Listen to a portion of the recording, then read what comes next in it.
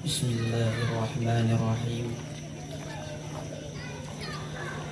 Assalamualaikum warahmatullahi wabarakatuh.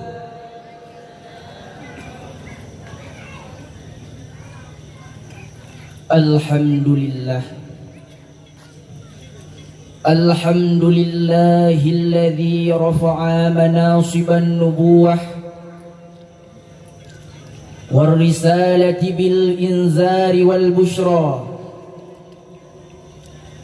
اللهم صل على سيدنا محمد النبي الكريم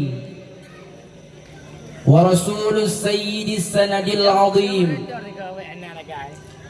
اللهم صل على سيدنا محمد وعلى آله وصحبه أجمعين. أشهد أن لا إله إلا الله وحده لا شريك له، وأشهد أن سيدنا محمدا عبده ورسوله لا نبي بعده. فقال الله تعالى في القرآن الكريم: أعوذ بالله من الشيطان الرجيم. بسم الله الرحمن الرحيم. وقضى ربك ألا تعبدوا إلا إياه وبالوالدين إحسانا. فقال النبي صلى الله عليه وسلم في الحديث: الجنة تحت أقدام أمهات. Sadaqallahul azim. Rabbi shrah li sadri wa yassir li amri wahlul 'uqdatam min lisani yafqahu qawli. Sesudah mengucapkan basmalah, hamdalah, salah dan salam, penghormatan kami yang terutama sekali kepada Dewan Hakim yang kami muliakan, dan selanjutnya mengalir kepada pendai-pendai, dan selanjutnya yang teristimewa mengalir kepada ma'asyiral muslimin dan muslimah rahimakumullah.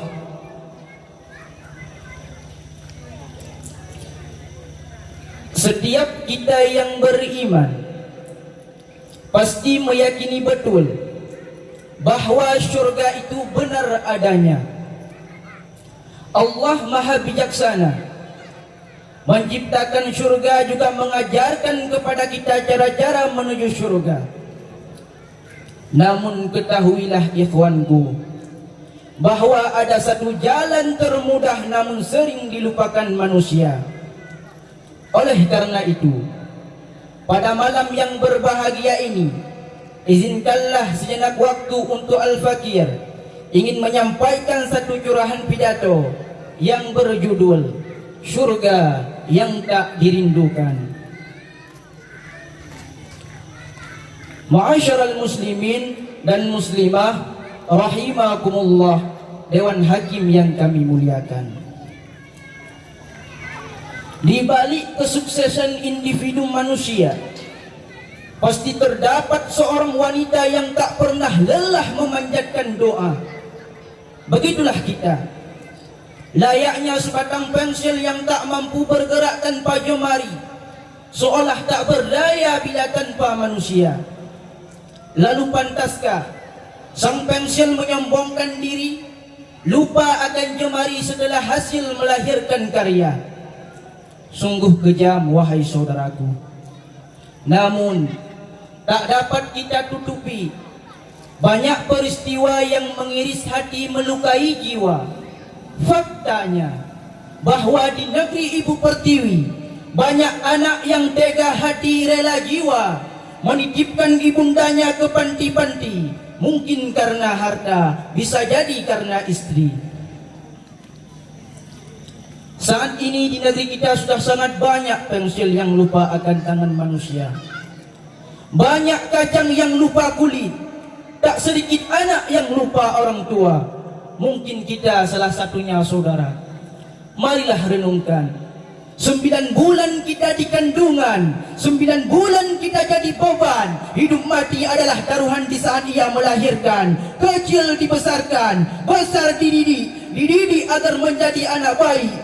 Begitu besar malah munafik. Begitu dapat duit persis bagai kacang lupa kulit. Hati orang tua mana yang tak sakit? Jiwa bunda mana yang tak terluka? Namun dalam sakitnya, dalam tangisannya, beliau tetap menoleh cintanya melalui doa. Dialah manusia yang surgamu berada di bawah telapak kakinya. Firman Allah dalam Al-Quran, Surat Al-Isra ayat 23. A'udzu billahi minasy syaithanir rajim.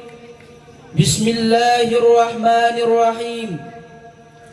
Wa qadha rabbuka alla ta'budu illa iyyahu wa bil walidaini ihsana.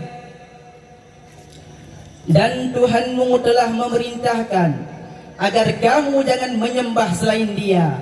Hendaklah berbakti kepada orang tua. Dari ayat di atas lihat bagaimana Allah gandengkan antara perintah menyembahnya dan berbakti kepada orang tua. Sungguh bukan perkara yang kecil. Bahkan baginda Rasul pernah mengatakan bahwa amalan yang paling utama adalah berbakti kepada orang tua. Juga tak tanggung-tanggung, saudara. Ridhanya Allah disyaratkan bila ridhanya orang tua. Bahkan tak kalah istimewa bila salah satu pintu surga berada di bawah telapak kakinya. Sesuai dengan sabda Rasul, Al-jannatu tahta aqdami ummahat. Surga itu terletak di bawah telapak kaki ibu. Namun sayang, saudaraku, banyak di antara kita hari ini yang salah jalan. Banyak di antara kita hari ini yang salah pergunakan. Kadang kita sering sibuk mencari surga, haji berkali-kali, umrah tak terhitung lagi, pengajian selalu dihadiri, sedekah banyak sekali. Tapi kau lupa bahawa di rumah ada surga. Surga yang jarang kau rindu, tapi setiap saat kau bertemu dan bertamu. Dia adalah ibu. Dialah surga di bawah telapak kaki ibu.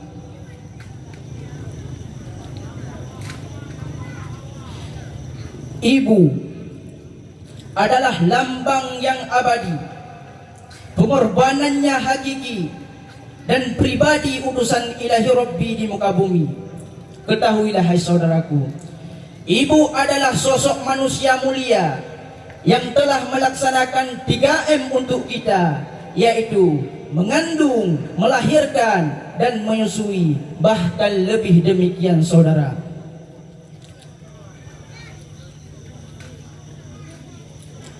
Betapa pengorbanannya, betapa besar pengorbanan seorang ibu kepada anaknya. Dahulu ada seorang sahabat bertanya kepada Rasul, "Ya Rasulullah, siapakah yang paling berhak pelayanan dan persahabatanku?" Maka Rasulullah menjawab, "Ibumu."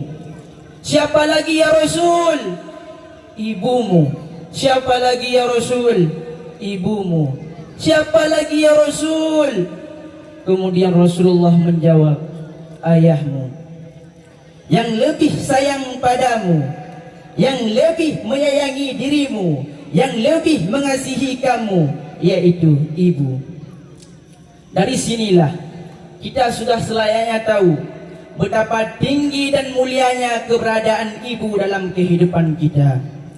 Ma'asyiral muslimin dan muslimah rahimakumullah, Dewan Hakim yang kami muliakan.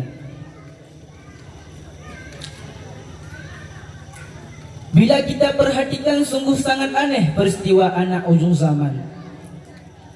Tangan orang bolak-balik diciumnya, giliran tangan orang tua jangankan dicium, pegang pun jarang. Kadang kita sering sibuk pulang pergi, minta restu ke sana ke sini, ingin hidup sejahtera, senantiasa sentosa, bahagia dunia akhirat. Namun terkadang kita lupa bahwa di rumah ada manusia mulia, sosok ayah bunda yang doanya super ijabah, anti bocor, pasti makbul. Tak terkecuali kita sendiri. Coba tanyakan pada diri, berapa kali pernah berucap, Bu, doakan aku supaya betah di dayah. Doakan anakmu supaya istiqomah. Baca sejarah saudaraku, kenang sebagai pelajaran siapa itu Kanaan yang ditenggelamkan oleh Allah dengan banjir. Siapa itu Alqamah, sahabat Rasul yang dulunya sulit keluar roh ketika hendak meninggal. Siapa itu maling kundang yang dari Padang, sosok anak yang dikutuk menjadi batu. Bukankah mereka sosok anak yang durhaka kepada orang tua? Terjaminkah kebahagiaannya? Sentosakah dalam hidupnya? Tentu tidak, saudara. Itulah yang dimaksudkan dengan surga yang tak dirindukan. Terkhusus kau seorang yatim atau piatu yang mengarungi hidup tanpa kasih sayang ayah atau ibu, ketahuilah bahwa kau adalah harapannya, pengirim doa di tengah luka. Dan untuk kita semua yang saat ini yang masih hidup dengan ayah dan bunda, ketahuilah bahwa biarpun hajimu berkali-kali, umrahmu banyak sekali, namun bila satu kali kau goreskan hati orang tuamu, ketahuilah hai saudaraku, surga bukan milikmu.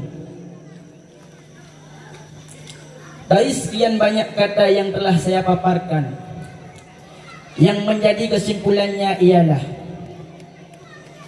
berbakti kepada orang tua merupakan perkara yang teramat mulia, yang dapat mengantarkan kita menuju surga. Bahkan amalan surga bisa berbuah neraka bila kau goreskan hati orang tua. Syukran katsiran ala husni ihtimamikum. Assalamualaikum warahmatullahi wabarakatuh. Waalaikumsalam warahmatullahi wabarakatuh.